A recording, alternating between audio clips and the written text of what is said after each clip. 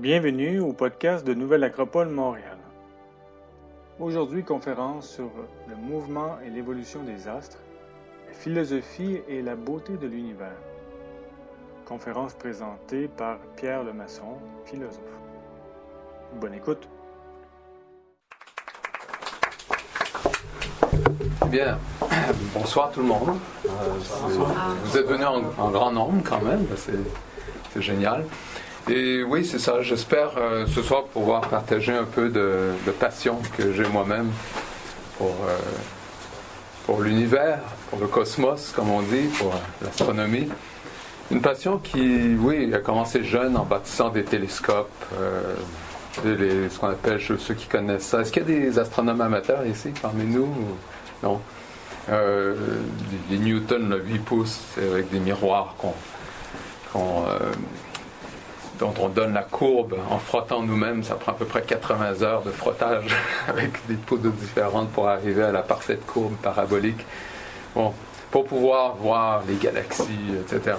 Ça, c'était dans les années 80, quand on n'avait pas tous les super télescopes dans le ciel qui nous montrent maintenant par YouTube. Sur l'Internet, on voit tout ça sans s'équiper. Mais dans ce temps-là, il fallait être pionnier. Et puis, c'est ça. Mais il y a aussi une autre facette qui m'a beaucoup nourri cette passion. C'est la découverte d'une école de philosophie, à la manière classique, qui est Nouvelle Acropole. Vous êtes en fait dans les locaux de Nouvelle Acropole aujourd'hui. Et ce qui est intéressant, c'est que avec la philosophie qu'on dit à la manière classique, ou une philosophie aussi appliquée, qui s'applique dans la vie de tous les jours, on voyage à travers non seulement l'univers, mais surtout on voyage à travers le temps, dans l'histoire de l'humanité, et on réalise à quel point l'humanité a développé les pouvoirs de la conscience de toute époque, mais de différentes manières. Et comment puiser dans la sagesse des anciennes civilisations, et puis même des enseignements des philosophes à travers l'histoire, et puis des grands sages qui nous ont guidés, qui ont guidé l'humanité, nous permettent de mieux comprendre le cosmos, mais aussi l'humain. Et de réaliser, comme les Grecs disaient, que non seulement on vit dans un univers, oui, mais que ce grand univers, on l'appelle le macrocosmos, mais que nous sommes des microcosmes. Et aujourd'hui, on va voir cela. Ça va être un peu l'angle que je vais prendre. Plutôt que faire que des images de planètes et puis des photos, là, des télescopes qui sont dans l'espace. On en aura, oui, quelques-unes, mais ça va être plutôt d'aller un peu plus loin et de comprendre la place de l'homme dans l'univers. Et puis, vu que le thème aussi, les 24 heures de science, c'est le mouvement, eh bien, on parle du mouvement, et je suis en train de lire ce que je vais vous mettre à l'écran. On va le mettre tout de suite, tant qu'à faire. Blank. Ouais, c'est ça. Voilà. Du mouvement et l'évolution des astres, la philosophie et la beauté de l'univers, c'est que comment le mouvement est important, et puis un peu le mystère du mouvement. Parce que le grand point peut-être aujourd'hui, c'est de mettre un petit bémol sur ce qu'on a appris à l'école. Okay? Que la vie, l'évolution des êtres vivants, puis finalement l'humain qui est un peu au sommet de tout ça, c'est le résultat d'essais-erreurs, d'une théorie darwinienne, que même Darwin aujourd'hui, s'il était là parmi nous, remettra en question comment on l'interprète, parce qu'il était plus visionnaire que comment c'est interprété aujourd'hui. Mais d'une évolution qui fait que, bon bien, à ce qu'on sache, on est les seuls êtres les plus conscients, et puis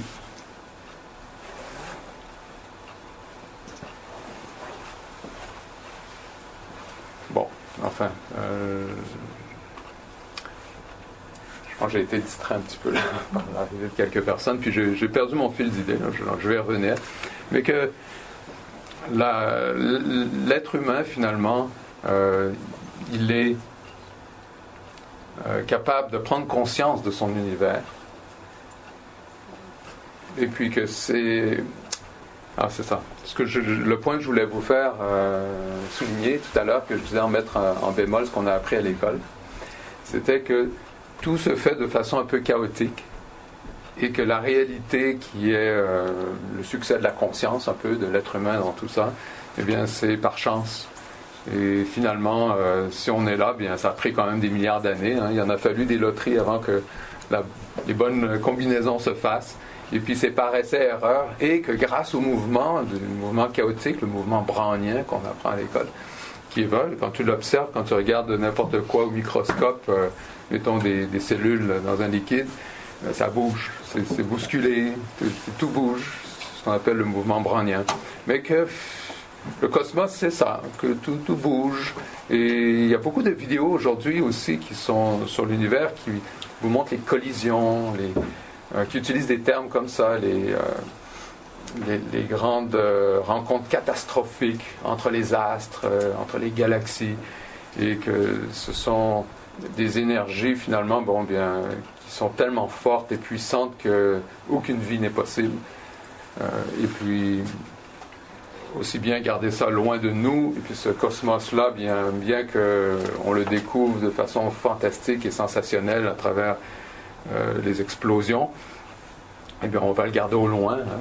On ne va pas s'y relier trop parce que c'est plutôt dangereux comme univers. Eh bien, non, en fait, il faut l'apprivoiser, cet univers. C'est un cosmos de beauté, d'harmonie. Et comment est-ce qu'on peut parler d'harmonie s'il n'y a pas un musicien derrière qui joue la musique? Pour nous, l'harmonie, on l'a dans la musique. Et puis, si c'était un musicien novice, eh bien, ce ne serait pas si harmonieux que ça. Alors, comment on peut parler que le cosmos, il y a de l'harmonie s'il n'y a rien, s'il n'y a pas de conscience qui harmonise tout ça? Vous voyez ce que je veux dire? On va dire, bon, c'est une figure de style, c'est bon pour les poètes, ils voient de l'harmonie dans les choses. Eh bien, ce que je vous invite à découvrir aujourd'hui, c'est que, en fait, on constate, et ce qui fait partie de la science du XXe siècle, et du XXe siècle avec la mécanique quantique, qui était un peu l'éveil, la surprise, et puis du XXIe siècle, actuellement, que le monde n'est pas que matériel, qu'il y a de la conscience indépendante de la matière, et que la conscience est en toute chose. Que les minéraux ont de la conscience, les planètes ont de la conscience, les plantes, évidemment, les animaux, c'est un peu plus évident quand on regarde dans les yeux d'un animal. Bon, espérons que les humains ont encore de la conscience. Qu'est-ce que vous appelez la conscience des minéraux? Ouais, non, c'est bien, des scientifiques à bord. Youpi. Non, juste comme ça. Oui, par exemple, une vertu des minéraux, c'est leur capacité de résistance. Ça, c'est une vertu. Ils ont cette constance, c'est une qualité. Et grâce à cette vertu, ils peuvent évoluer. Par exemple, un morceau de charbon va devenir un diamant. Okay? Évidemment, ça prend des conditions particulières de pression, de haute température et de temps pour que ce processus se produise, mais ça, c'est génial. Là, le morceau de charbon, là, il est vraiment heureux. Et il devient diamant. Alors, on va dire, oui, mais c'est les forces extérieures qui ont causé ça.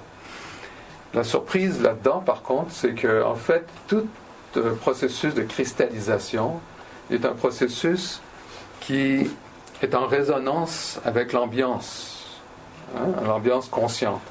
Alors, je vais prendre un autre exemple plus récent.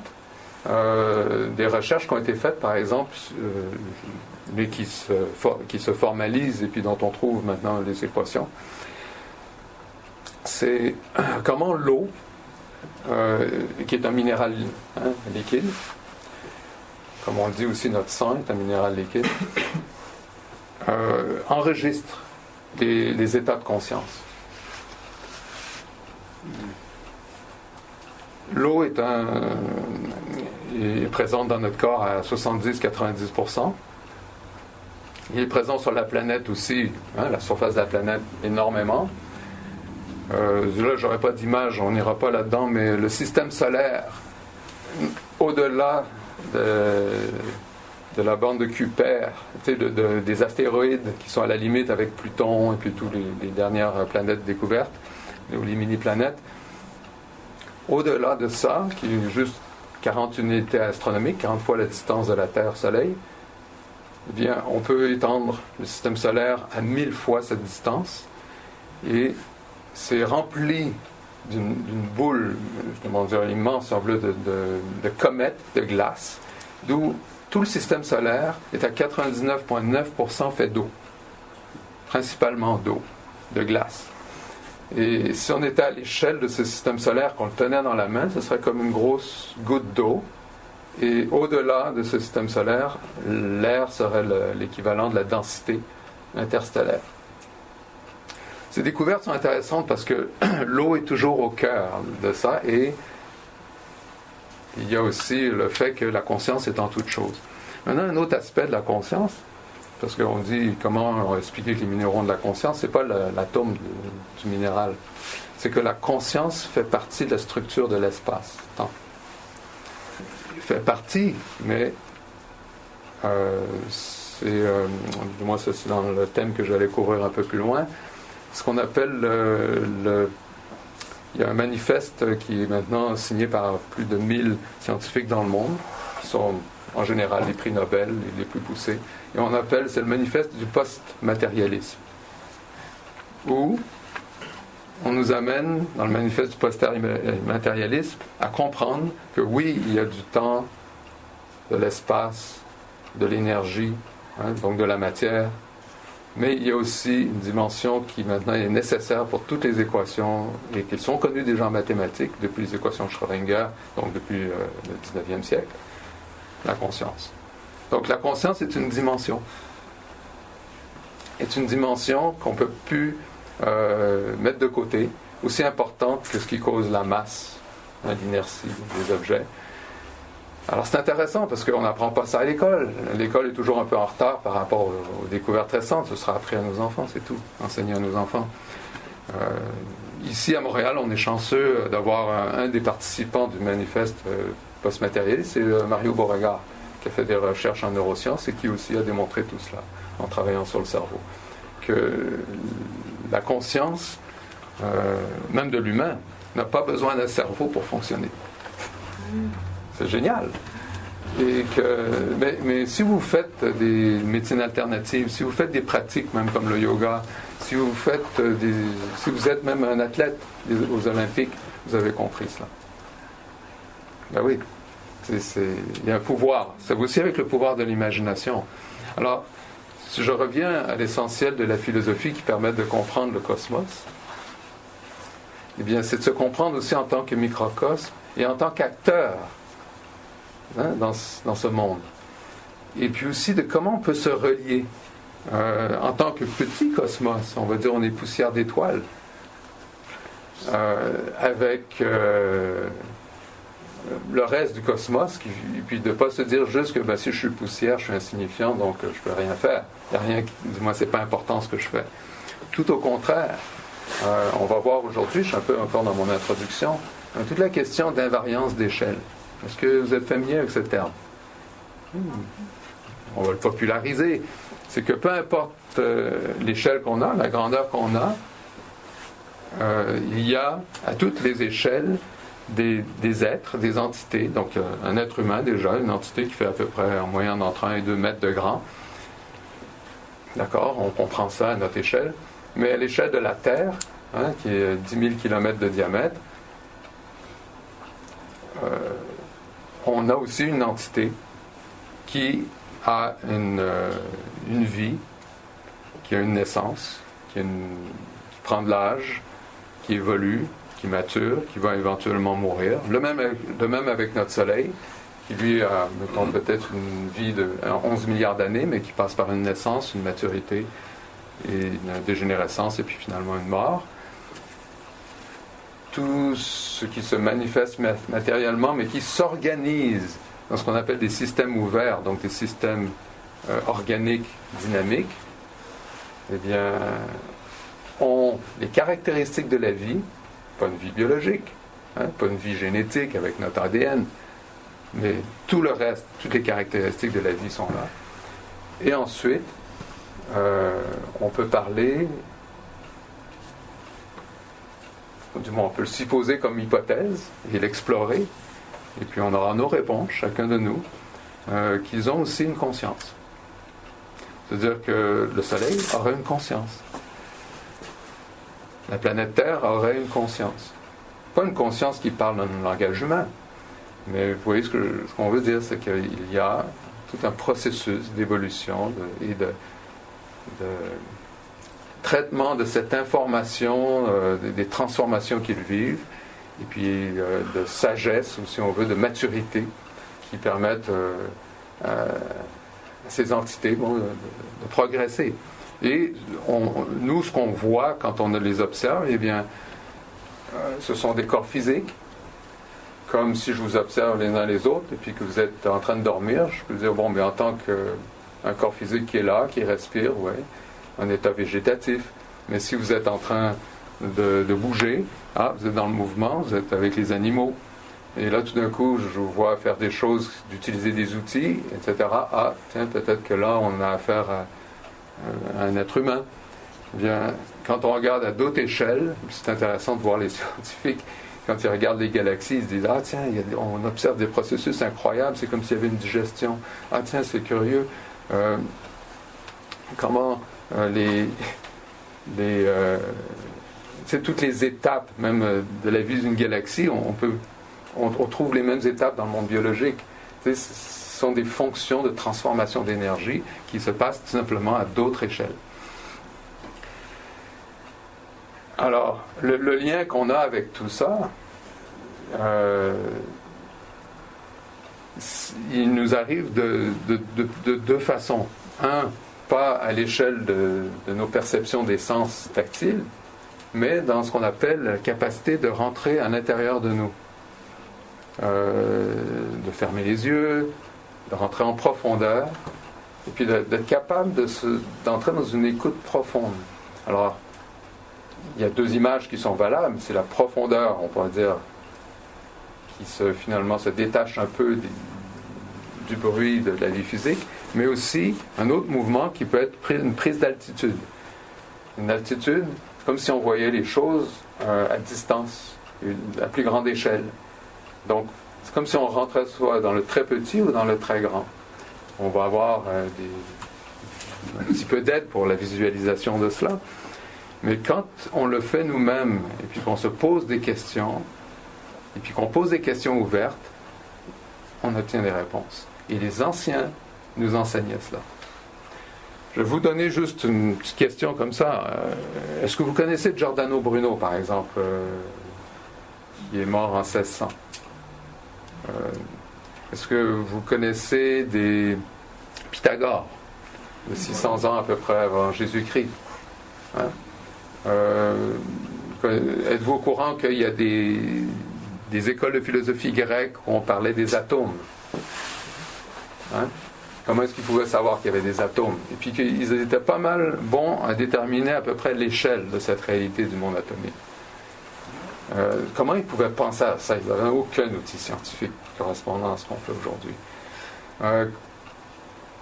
Pythagore parlait ce qu'on appelle les solides platoniciens. On les appelle les solides platoniciens, mais c'est Platon qui a repris ça de Pythagore, et puis que Pythagore les a obtenus des Égyptiens, entre autres avant. C'est les solides parfaits, là, comme le cube, l'icosaédron, le tétraèdre, etc. Eh bien, comme quoi ce sont des composantes fondamentales de la réalité. Des composants, des constituants, les petites briques fondamentales.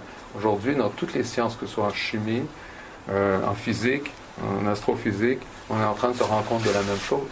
On commence à comprendre la même chose, parce qu'on commence à avoir une physique de la géométrie qui avait été mise de côté depuis quelques siècles. C'est-à-dire qu'il arrivait fréquemment dans le passé, plus souvent qu'on le pense, et qu'on en a été informé, que des sages, hommes ou femmes, comprennent les choses, sachent les choses à des échelles, comme s'ils voyageaient dans le temps, si vous voulez. Et puis à des échelles plus grandes qu'eux, des compréhensions du cosmos à très grande échelle. Par exemple, Giordano Bruno, en 1600, fin du Moyen-Âge, nous parle de l'infinité de l'univers, de l'infinité des mondes, de toutes les entités, les êtres vivants qui existent à travers l'univers. Pour lui, il les rencontrait. C'était pas qu'il voyait des ovnis, puis qu'il y avait des gens, des êtres qu'il visitait. C'était un voyage de conscience. Sa conscience n'est pas limitée. Et donc, il témoignait de cela. Que c'était encourageant pour l'humain de pouvoir se relier au cosmos, sachant surtout qu'on est bien isolé sur notre petit coin de planète, et puis que si on veut prendre une fusée pour aller déjà sur la Lune ou sur Mars, ça va prendre des années. Donc on est bien tout seul, mais on n'est pas si tout seul que ça, après tout. La réalité est beaucoup plus que matérielle. Voilà, comme introduction, puis j'ai osé être direct, avec beaucoup de concepts surprenants, afin que ce qu'on va voir, ce ne soit pas juste des devinettes, mais des façons plutôt de faire cet exercice, puis se dire, est-ce que finalement, pour moi, ça me parle? Et finalement, est-ce que je pourrais me relier à un système solaire, à une étoile, à une galaxie? Pas qu'on ait à la choisir, mais que ce soit aussi vrai au niveau des cellules, au niveau des atomes.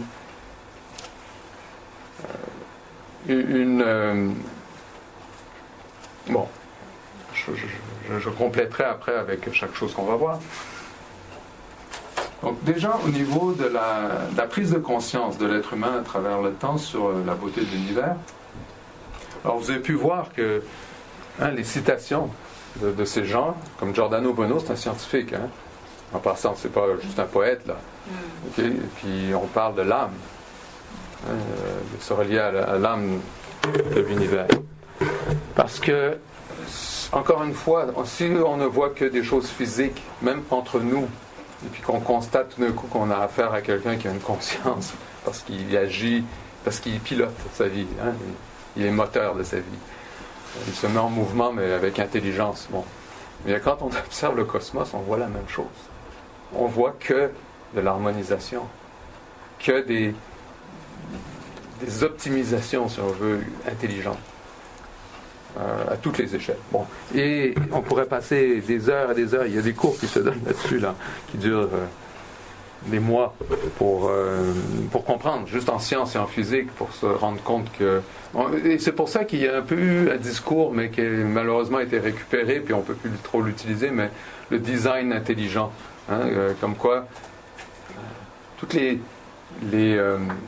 constantes, tout l'ajustement des différentes propriétés du cosmos sont tellement bien pensées que ça aurait été dur de faire autrement.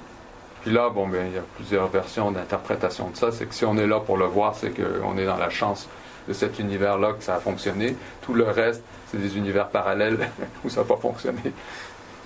Voilà. Bon, moi je préfère voir qu'il y a tout simplement une conscience derrière ça, parce que c'est beaucoup plus non seulement beau et clair, mais simple.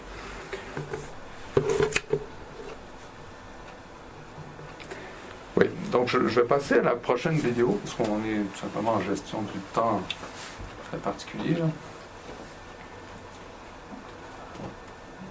Ça, c'est assez visuel, là, ce qu'on va faire aujourd'hui.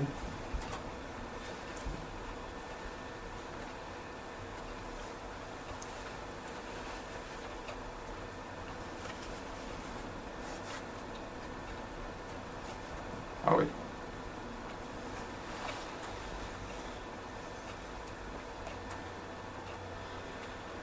Bon. La particularité ici, c'est que pour comprendre, pour bien se relier à ce cosmos, à cet univers qui déjà nous entoure, c'est la nature immédiate, c'est pas que les étoiles, le cosmos à grande distance, okay? Puis c'est aussi dans le très petit. Il y a un langage qui maintenant est confirmé de différentes façons. Il était toujours là dans le passé, parce qu'aujourd'hui on est habitué à un langage analytique. un langage rationnel, où on découpe tout, puis on veut des définitions, puis si on a une définition, bien, ça s'arrête là et ça ne peut pas être autre chose. L'autre chose doit avoir une définition différente. Alors que ça, c'est bon pour définir des composantes. Et puis quand on essaie de voir les composantes d'un être vivant, malheureusement, bien, on le tue, hein, on l'arrête de vivre, et puis là, on commence à découper. Mais quand il est vivant, on ne peut pas faire ça. Ça ne marche pas. Parce que tout est un fluide, tout coule. Tu sais, on peut observer des composantes, comme des organes, mais ces organes-là ne fonctionnent pas tout seuls. Ils ont besoin de tous les autres organes autour. C'est des circuits, c'est des flux de vie. Et d'équilibre les uns avec les autres, et ça communique énormément. Donc l'aspect physique de l'organe, c'est juste un support. C'est un peu comme dans les pièces chez vous. La cuisine, la chambre et tout ça, c'est juste des supports. Ce qu'il faut observer, c'est à quoi ça sert, comment vous vivez dedans. Puis vous êtes plus quelque chose, un être vivant, une entité qui coule et qui comme un flux à travers tout ça. Et ce sera l'histoire de votre vie. Et la réalité sera l'histoire de votre vie. Et non pas la maison que vous avez habitée. Donc, ça s'appelle le langage symbolique ou analogique. En science, on parle d'un langage analogique. Quand je parlais des échelles grandes et petites, eh bien, la fameuse expression invariance d'échelle ou relativité d'échelle, qui est une nouvelle branche des mathématiques qui résout tellement de choses, qui permet, entre autres, les plus scientifiques ici, faites une recherche sur relativité d'échelle. Vous allez voir qu'on est en train de faire le pont entre la théorie d'Einstein, relativité générale, et la mécanique quantique, grâce à la relativité d'échelle. Les fameuses équations de Schrödinger, de probabilité, fonctionnent dans les deux cas maintenant, à toutes les échelles, pas juste pour le monde tout petit. C'est génial. Je veux dire, c'est juste qu'on a amélioré comment on traite les mathématiques. C'était pas caché. C'est juste qu'on était un peu limité et trop analytique. Mais ça, c'est pour le côté beauté, le côté vie, mouvement, justement, qui habite notre cosmos. Donc Galilée, un autre du XVIe, XVIIe siècle, nous dit que la nature est un livre écrit en langage mathématique. Donc c'est ce qu'on peut constater. C'est sûr que les mathématiques, c'est un langage universel. Et on n'a pas fini d'en découvrir les subtilités non plus. Parce que de plus en plus, en fait, ce langage, on l'utilise maintenant pour comprendre non seulement les lois, mettons, du monde physique, après les lois du monde vivant, on commence à se rendre compte de certaines choses, mais aussi il y a les lois du monde des causes. Et là, quand on est dans les causes, eh bien, je vous inviterai juste à une petite réflexion. Quelle est la cause de vos mouvements à tout moment dans la journée, ou même en ce moment? Où se trouve la cause de nos mouvements? Alors, il y a deux écoles de pensée. Il y en a plusieurs, mais commençons par la plus matérialiste, que tout mouvement, eh bien, tout simplement est préprogrammé déjà dans l'ADN. La capacité, déjà tous les processus autonomes, instinctifs du corps se font sans qu'on ait trop de contrôle là-dessus, une chance. Et donc ça nous maintient en vie. Et que donc les causes sont chimiques. Il s'agit juste de comprendre l'effet domino, des processus. Ça se déclenche par des commandes qui sont lancées au cœur des cellules, par l'ADN, qui réagissent à leur milieu. Donc c'est constamment un état d'équilibration, si on veut, d'équilibre avec le milieu, puis avec ce que vous ingérez comme nourriture, etc. Bon, une théorie biologique un peu inerte, mais qui quand même explique l'aspect moi j'appelle horizontal des choses, les causes à effet en boule de billard. Par contre, il y a des problèmes, parce que même juste avec cette théorie, cette approche matérialiste de la biologie, on ne peut pas du tout encore expliquer, on peut juste filmer, observer, la genèse de l'embryon dans le sein des femmes. C'est comment notre corps se développe au sein de notre mère quand on était fœtus. Les étapes sont incroyables parce qu'elles suivent toute une évolution des espèces vivantes qui remontent depuis le monde minéral jusqu'à la réalité humaine en quelques mois. En 4 mois, ça couvre tout ça. Donc il y a toute une mémoire qui remonte à 1 milliard d'années facilement dans la Genèse, mais on n'a pas compris qu'est-ce qui déclenche les processus de différenciation. C'est pas chimique. Il y a quelque chose qu'on ne voit pas. C'est bien, il faut se poser des questions ouvertes si on veut être des bons scientifiques. Il faut accepter qu'on ne connaît pas tout, sinon il n'y aura pas de découverte. Ensuite, à un autre niveau, parlons de notre quotidien là. Si on était préprogrammé, conditionné, finalement, on est tous des robots. Et puis peut-être que la variété de nos activités quotidiennes, c'est dû aux émissions de radio puis de télé qu'on regarde. Je sais pas moi, aux interactions qu'on a les uns avec les autres, au hasard. Non. Est-ce que vous avez l'impression d'être un peu en charge de votre vie, même si vous ne contrôlez pas tout? Il y a une chance qu'il y ait des choses autonomes. C'est ça la conscience, n'est-ce pas? Alors, quelque part, il y a de la cause dans la conscience. C'est là que ça commence. Puis si on va venir à croire que oui, mais ça c'est produit dans le cerveau. C'est donc le cerveau qui crée la conscience qui fait que tu es capable de gérer ta vie. Et il y a comme un problème. Parce que ça veut dire que c'est préprogrammé dans la chimie du cerveau. Ce que je veux faire au quotidien, comment j'organise mon planning, tu sais, qu'est-ce qui sont mes priorités, pourquoi j'aime mes enfants, et etc. Tu sais, il y a quelque chose qui ne va pas si on s'arrête là, mais malheureusement, c'est ce qu'on nous enseigne, ou du moins, on ferme le livre quand on est rendu à ces questions-là. Et c'est correct de dire on ne sait pas plus, mais il faut laisser la question ouverte. Il y a une réalité des causes, et puis la question ouverte, elle a été quand même bien recherchée. Il y a eu comme des découvertes importantes, pas avec une science analytique, mais avec d'autres modes scientifiques, dans le passé, en philosophie. Et on comprend beaucoup le monde des causes. Et il est important qu'on réapprenne ça à notre époque. Parce que les capacités de s'adapter aux réalités changeantes actuelles et aux urgences qui se passent, peut-être qu'on est bien confortable ici au Québec par rapport aux crises environnementales, aux crises économiques et puis à tout ce qui secoue le monde entier. Mais notre capacité d'adaptation et de créativité pour être au devant et continuer à piloter, puis pas juste être des victimes, requiert qu'on utilise beaucoup plus cette conscience de cause.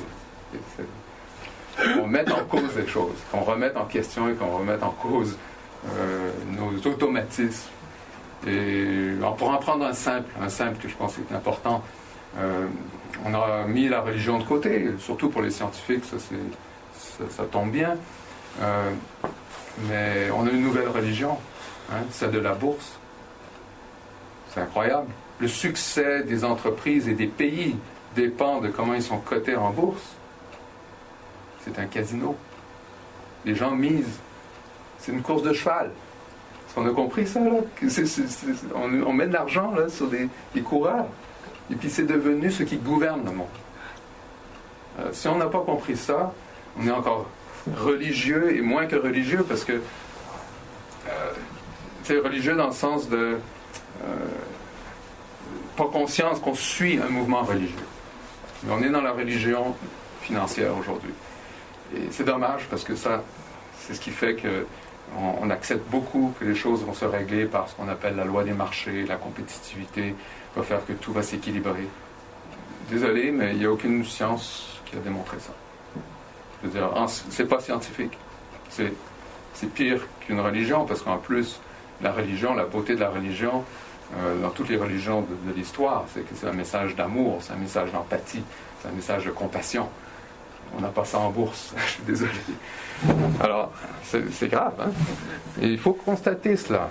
Je veux dire, je donne des messages directs parce que on est lent. On n'est pas vite à réaliser des choses et il faut mettre les choses en perspective. Et surtout, quand on a le privilège aujourd'hui d'avoir une compréhension du monde, du cosmos, qui est fantastique. Merci d'avoir écouté ce podcast.